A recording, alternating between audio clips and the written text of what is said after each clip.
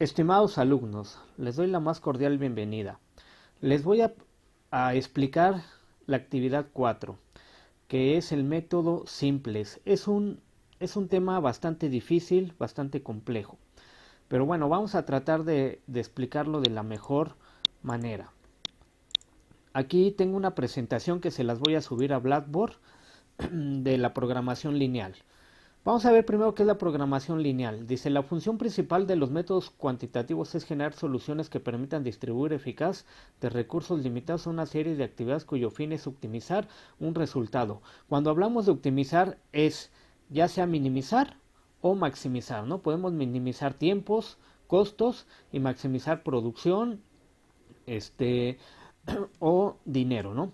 Para lograr tales propósitos, los métodos cuantitativos se basan en el uso de modelos matemáticos que mediante letras, números y operaciones representan variables, magnitudes y sus relaciones dentro de un fenómeno o situación bajo estudio. Existen varias técnicas, una de ellas es la programación lineal, que es la que vamos a utilizar, otra la programación no lineal, la programación dinámica, métodos pronósticos, etc. Entonces nos vamos a basar en la programación lineal. La programación lineal es el método cuantitativo más utilizado para la planificación y toma de decisiones. Los modelos de programación lineal se conciben como sistemas de asignación de recursos limitados entre distintas tareas y tienen restricciones económicas, físicas, temporales, políticas o legales. Se pueden encontrar aplicaciones de programación lineal en distintas áreas: ciencias naturales, ingeniería, economía y finanzas. La programación lineal, tenemos un sistema de este tipo. Esta es la función objetivo, no es la que queremos optimizar, ya sea maximizar o minimizar. Tenemos sujeta a que estas serían las restricciones. Aquí nos dice, no, Z función objetivo, X son las variables, C es la contribución unitaria de la función objetivo, A son los coeficientes, ¿sí? O unidades de recurso que se consumen, y B es la cantidad disponible de recurso, ¿no? Que es el lado derecho de cada una de las restricciones. Dice, aquí en un problema de programación lineal consiste en buscar un máximo, un mínimo de la función objetivo. Las restricciones pueden ser mayor o igual, menor o igual o igual. Las variables siempre deben ser positivas, es decir, no negativas. Terminología. Vamos a ver lo que es un conjunto factible. Es el conjunto de puntos que satisfacen las restricciones. Actividades o variables representan los usos alternativos que deben de competir entre sí para la obtención de los recursos de forma que se optimice la función objetivo. Entonces los recursos son los productos, tiempo, etcétera, se cuantifican en término independiente o lado derecho de las restricciones. El conjunto factible de un problema de programación lineal sí existe, es representable mediante un polígono convexo. Entonces aquí vienen unos ejemplos que me voy a saltar y me voy a ir al problema del método simplex, ¿no? Vamos a ver la metodología para la solución de problemas de programación lineal. Entonces, el método gráfico ya lo vimos en la actividad 2 o en la actividad 1. Vamos a ver lo que es el método simplex, pero también está el algoritmo de transporte y el algoritmo de asignación. El método gráfico se utiliza para la solución de problemas de programación lineal representando geométricamente las restricciones. Yo les decía que utilizaran un software, ¿no? El IOR tutorial, el Tora o hasta el WinQSB, que es el que ahorita vamos a utilizar.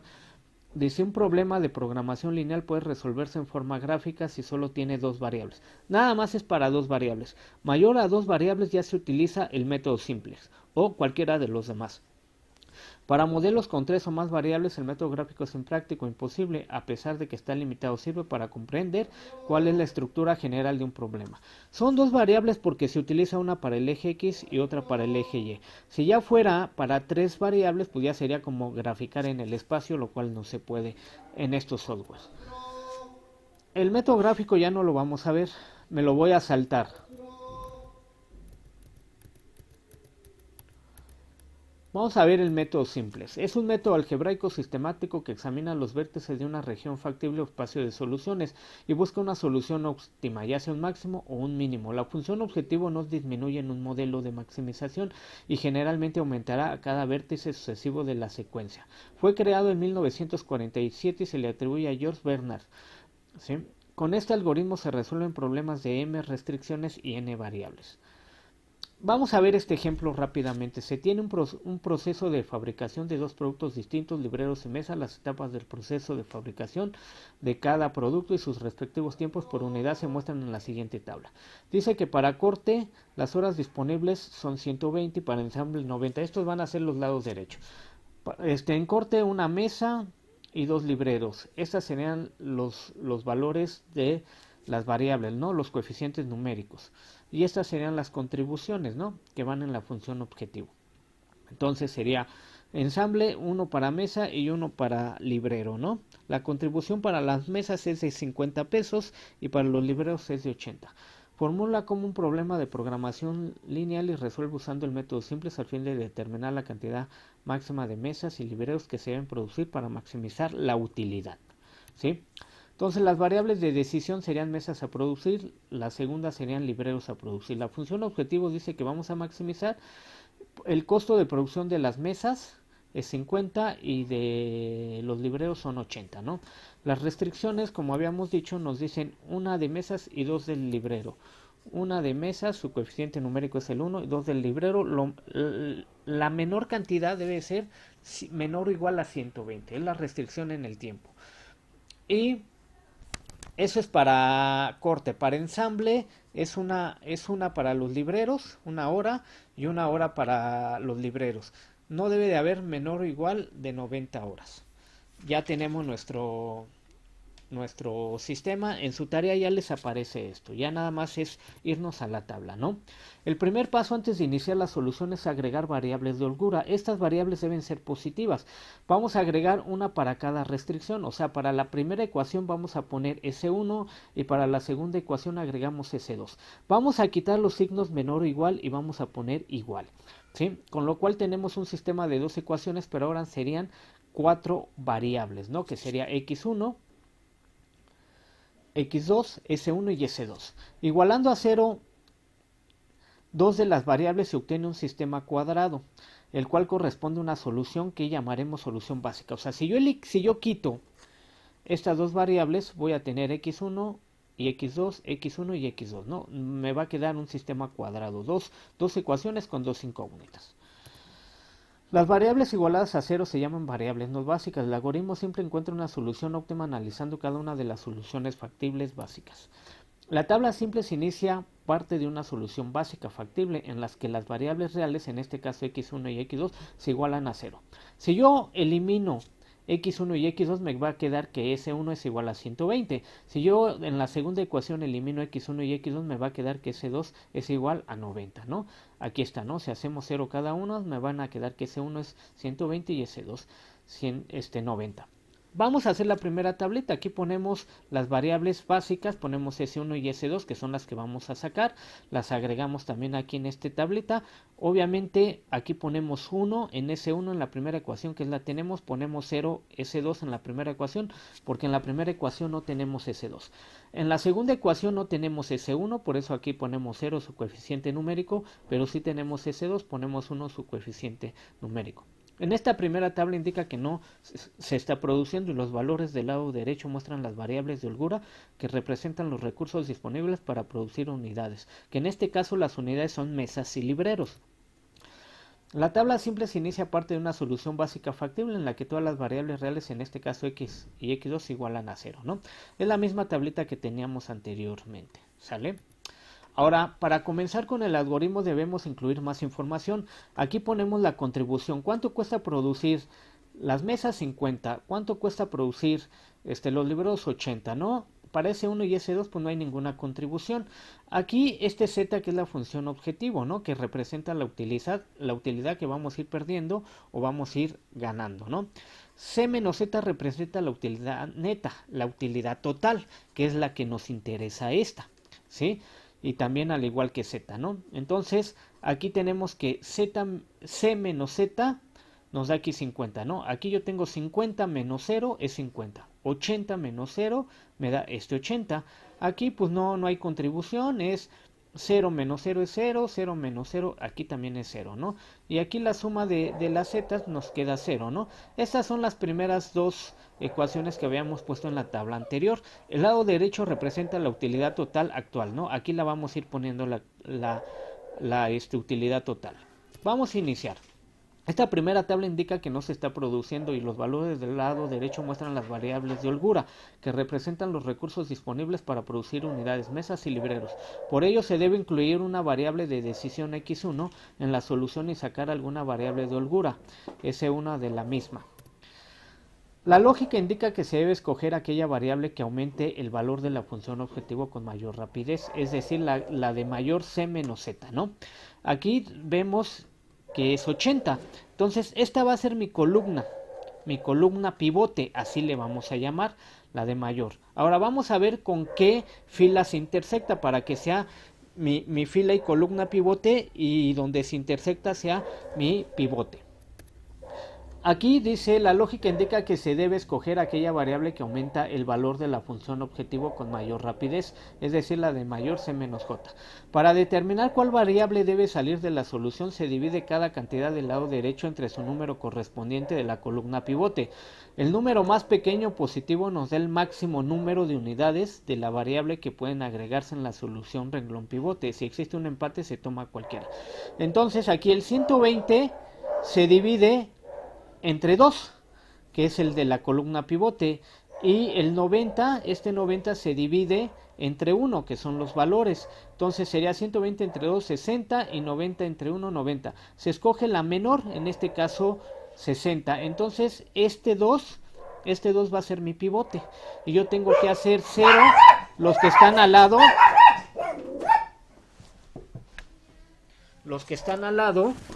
¿sí?, de x1 y x2. Tengo que hacer 0 esto. Entonces, aquí lo pongo con amarillo. Es el número que queda en la intersección de la columna pivote y renglón pivote, se llama elemento pivote, con el que se hará el proceso de eliminación gaussiana para generar ceros en el resto de las posiciones de la columna. Si yo divido este 2 entre 2, o sea, toda la fila la tengo que dividir entre 2 para que este sea 1 y sea mi pivote. Aquí me quedaría un medio, aquí me quedaría 1, un medio, 0 y 60. Dice, la secuencia de operaciones que nos llevará a la siguiente tabla es sustituir S1 con X2. Entonces, este S1 lo vamos a pasar con X2, ¿no? O sea, vamos a sustituir aquí X2 con S1 aquí. Dividir el renglón de X2, es el que yo le decía, todo este renglón, entre 2 para generar un 1 en el pivote y generar ceros en las posiciones de abajo del elemento pivote, ¿no? Seguimos aquí. Yo ya dividí aquí este entre 2, este entre 2, este entre 2 y este entre 2, ¿no? Entonces este va a ser mi pivote. Dice, si todos los números en el renglón son menor o igual a 0, llegamos a la solución óptima. De lo contrario, regresamos al paso 1, ¿sí? Entonces, jóvenes, aquí me voy a regresar. Si este es 1 y aquí hay 1, yo tengo que hacer esto 1, ¿no? Entonces tengo que multiplicar por menos 1 la primera fila y sumársela a la segunda. O sea, quiere decir que aquí yo multiplico este 1 por menos 1 y se le suma esto, sería menos 1 más 1 es 0. Aquí 1 por menos 1 es menos 1, más 1 es 0. Y aquí 1 por menos 1 más 0, aquí me queda menos 1 y aquí me queda 0 más 1, 0, ¿no? Aquí me quedaría menos 120, menos 120, no, aquí ya sería 60. 60 por menos 1 sería menos 60 más 90, me queda 30. Entonces vamos a pasar, aquí está, ¿no? El 30, ¿sí? Aquí está aquí teníamos 1, ¿no? Aquí teníamos 1. Entonces sería menos 1 por un medio me queda menos un medio. Menos un medio más 1 me queda un medio. Ahora aquí sí, menos 1 por 1 es menos 1 más 0. No, menos 1 por 1 es menos 1 más 1 es 0. Aquí está el 0 que yo quería. Ahora aquí yo tenía, aquí abajo yo tenía un 0. ¿Sí? Aquí está, ¿no? Aquí está el 0. Y aquí sería menos un medio. Un medio por menos 1 es menos un medio. Más 0 es menos un medio. ¿Sí? Y aquí 0, menos 1 por 0 es 0, ¿no? Más 1 es 1. Y aquí habíamos dicho que era 60. 60 por menos 1, menos 60 más 90 es 30. Y ya está, ¿no? Y ahora pues aquí vamos a aquí ya cambia z. Si ustedes se fijan, aquí z es 40, ¿no? ¿Sí? Es 40 y sería 50 menos 40 es 10, 80 menos 80 es 0. Aquí sería 0 menos 40 es menos 40 y 0 menos 0 es 0. ¿Sí? Entonces, aquí la contribución nos da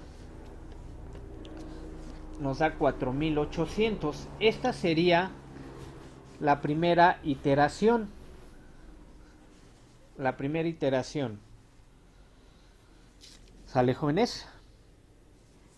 Y seguimos lo mismo, ¿no? Si todos los números en el renglón C menos J son menor o igual a 0, llegamos a la solución óptima. De lo contrario, regresamos al paso 1.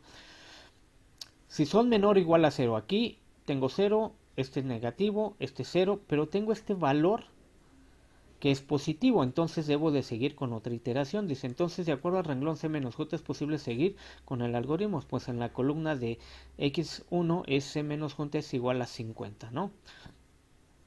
Aquí está, ¿no? Bueno, aquí está el 50 y aquí la contribución es 10, ¿sí? Que es positivo. Entonces, esta va a ser ahora mi columna pivote.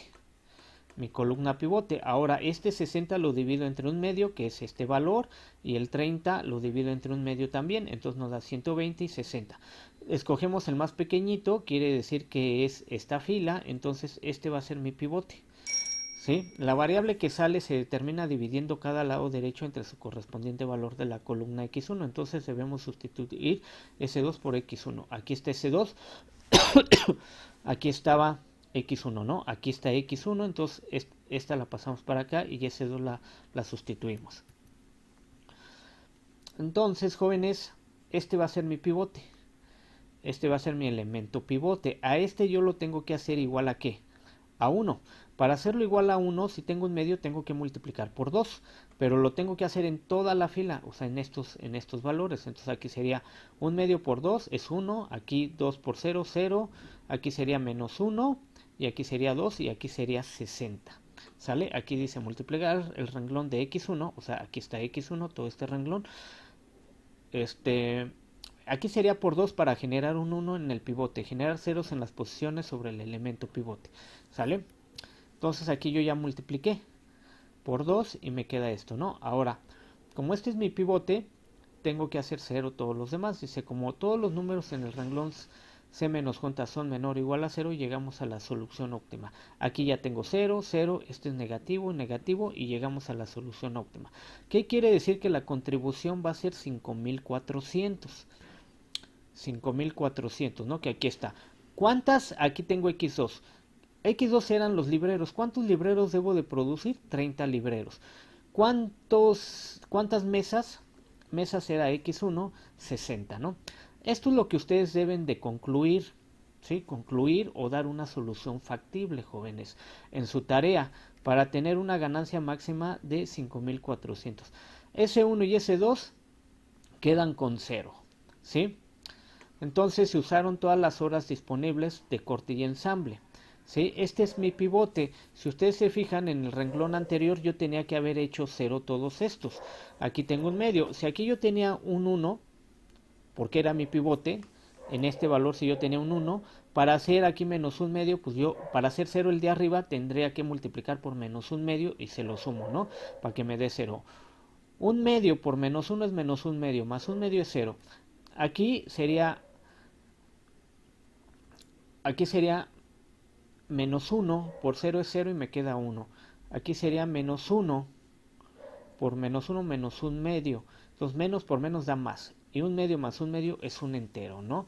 Y aquí sería menos 1 más 1 es 0. Entonces estos son los valores que nos quedan, ¿no? Perdón, aquí nos queda 0, 1, 1 y menos 1, ¿no? Y me faltó el último. Aquí sería menos 30 más 60 es 30, ¿no? Aquí está el 30, ¿no? ¿Sale? Y ese sería el ejemplo del método simplex. Dice infactibilidad. Esos son los casos especiales que vieron en la actividad 3, ¿no? Algunos casos especiales. ¿sí? Entonces, esta es la tablita que ustedes deben de realizar, la cual pues es compleja hacerla, sinceramente es compleja. Pero yo ahorita les voy a hacer un video en donde lo van a hacer mediante un programa, mediante el WinQSB. Ahí les da la gráfica y les da la tabla y les va dando paso por paso. Esa me la pueden agregar. Ustedes chequen estas diapositivas y cualquier duda estoy para servirles, ¿sí? Les voy a mandar las diapositivas. Que tengan excelente día. Saludos y hasta luego.